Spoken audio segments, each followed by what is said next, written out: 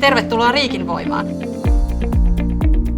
Riikin Voimassa on ollut erittäin mielenkiintoista ja haasteellistakin olla töissä.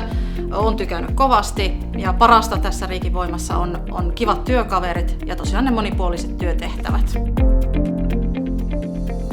Olen Kimi ja olen työskennellyt Riikin Voimalla yli 7 vuotta. Työnkuva on voimalaitoskäyttäjä, niin kuuluu valvoma-operaattorin työt ja kenttäkierrokset tuolla kattila-alueella ja sitten on jätteenkäsittelyoperaattorin työt. Ja meillä tehdään 12 tunnin työvuoroja, 2 aamuvuoroa, 2 yövuoroa.